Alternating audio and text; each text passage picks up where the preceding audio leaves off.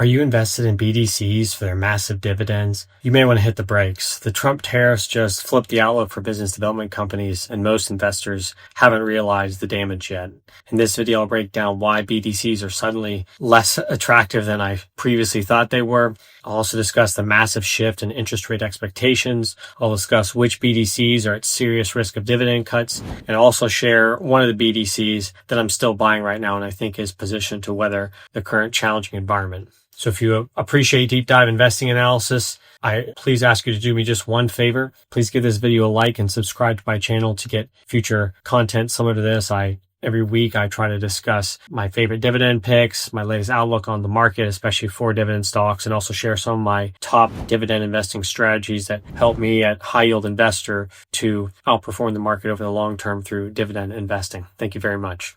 Okay, so how do BDCs work and what kind of environment do they need to thrive in? Well, BDCs primarily lend to middle market companies, think private businesses that are too big for a bank loan, but too small for public capital markets. These loans are usually floating rate, meaning that when the Fed raises rates, BDCs earn more on their investments, and when the Fed cuts rates, they lose less on their investments. And the Fed has been hiking rates very aggressively since 2022 until really last year. And then last year, the Fed pivoted. And so from 2022 to 2024, as rates soared, the economy held up and BDCs raked in profits. They locked in high yields from their borrowers, which much of their own debt is not necessarily at floating rate. And so that meant that their investment spread expanded. Of course, some of it is floating rate. And so that did offset some of the gains, but overall, they were definitely growing their profit margins over time. However, in 2024, that flipped the script on them. So while Aris Capital Corporation, Main Street Capital, and many other BDCs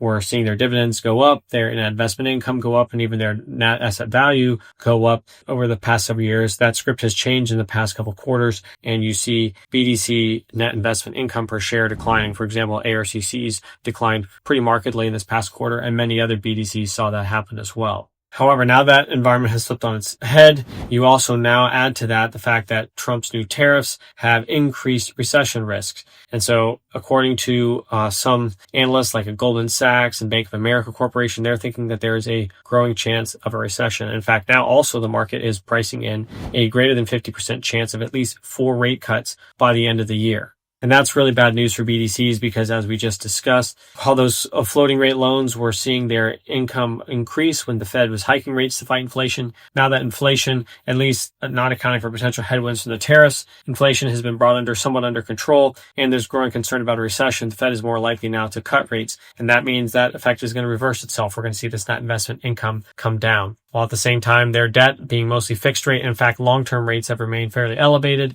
relative to where they were several years ago. And so as these BDCs have to refinance their maturing fixed rate long-term debt, their interest expense is actually going to be going up. Even if their short-term interest expense gets reduced by cutting rates, a lot of it's going to be offset by the higher long-term rates. And so that's going to be squeezing the profit margins for BDCs significantly. And there's an even bigger concern is the potential impact of tariffs themselves, especially if the trade war with China worsens. Because, or if, for example, if Trump cannot work out trade agreements with some of the other U.S. major trading partners like Japan, Europe, South Korea, etc., because that could lead to a recession, which would then lead to increased non-accruals for BDCs and ultimately further declines in net investment income and even net asset value per share. So here's what this all means for you as a dividend investor. Moving forward, I expect net investment income per share to continue declining for BDCs, just as it did this past quarter at the end of Q4 2024, and likely, as we're going to find out here in the coming weeks as earnings come in, probably in Q1 as well for BDCs, and that trend is going to continue, especially it'll accelerate if we go into recession and or the Fed cuts more interest rates in the short term. Supplemental dividends, probably not going to happen. Maybe for some of these BDCs, it will happen. Like, for example, FSKKR's CEO said, we have a lot of spillover income. We're going to pay out more special dividends this year like we did last year. Could happen for some quarters, but if the Fed starts cutting aggressively and or recession hits, those are out the window. Base dividends, well, for most cases, they should be safe, at least for the near term. But if the Fed really cuts rates aggressively and we hit a recession, those are at risk as well. One example is Blackstone secured lending. Now, it's a blue chip BDC. It's raised its dividend pretty aggressively in recent years. It's backed by the world's largest alternative asset manager in Blackstone. It has almost its entire portfolio invested in first lien senior secured loans. The underwriting performance has been sound. The balance sheet is sound, but I still don't think their dividend is particularly safe, and it's only covered by about 9% with net investment income. And so that's a pretty thin coverage ratio, especially when you consider the fact that virtually all of its loans are floating rate in nature. And so if the Fed cuts rates by 100 basis points, like many are expecting by the end of this year, that's going to wipe out their base dividend coverage. And that's not even counting for rising debt service costs that can happen as some of its debt matures in the coming months and years. And then you also have, again, the potential of recession risk, which while its focus on first lien senior secured should insulate it from that some, it doesn't completely insulate from it. Like we'll have at least some non-accruals appear. So that being said, I'm not throwing out all BDCs. I still like to have diversification. There's no guarantee that the Fed's going to cut rates that much. There's no guarantee we're going into recession. And again, BDCs, if you pick them right, they're pretty resilient. If you have a sufficient dividend coverage ratio, if you have a strong enough balance sheet, if you're invested enough senior secured first lien loans, you can weather the bad times and you still get that really good dividend income. And especially if you have a margin of safety in the valuation, that accounts for some of the bad news that may come BDC's way. And so what is one name that I like in particular right now that meets those criteria? Well, it's Morgan Stanley Direct Lending. Here's why it stands out. It has a 1.01 times debt to equity ratio, which is among the lowest in the sector. It's well below Blackstone secured lendings, which is about 1.16 times. And this gives MSDL much more flexibility. It can add a little bit extra leverage to keep its net investment income up to help support its dividend. On top of that, its dividend is covered by about 14%, which gives it a bigger buffer than BXSL has. And it also has a similar portfolio alignment with the vast majority, almost all of its loans invested in first lien senior secured loans, has very low non-accruals. It's backed by a quality underwriter in Morgan Stanley, similar strengths that BXSL has, but has that little extra dividend coverage, has that extra flexibility in its balance sheet.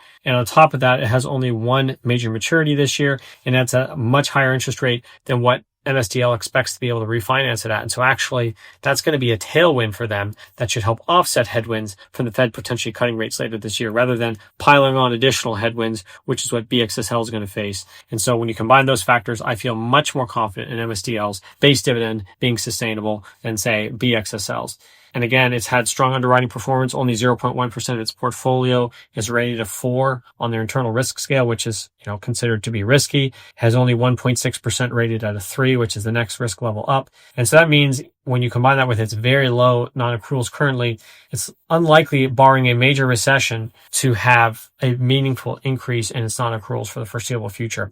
And on top of all that, MSDL currently trades at a meaningful discount to its net asset value compared to Blackstone secured lending, which currently trades at a slight premium to its net asset value. And so with MSDL, you're getting similar or arguably even, similar quality, maybe even arguably better. You're getting a stronger balance sheet situation, better interest rate resiliency, better dividend coverage ratio, and arguably just as strong, if not stronger underwriting performance currently with a discount to net asset value, a meaningful one that gives you that margin of safety against potential declines in net asset value.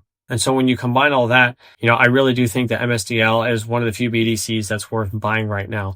And as a result, I'm loading up on it in my portfolio at High Yield Investor while steering clear of some of these other fair or even slightly overvalued names in the BDC space because of these risks that the sector's facing right now. Thanks for watching. If you found this breakdown helpful, again, please do me a favor. Just smash that like button, subscribe to the channel for future insights into BDCs, and drop a comment below and let me know what your favorite BDC is right now, or one that perhaps you're really worried about that I didn't mention. And remember, passive income is the goal, but quality is the key to better, sustainable, long-term dividends. See you next time.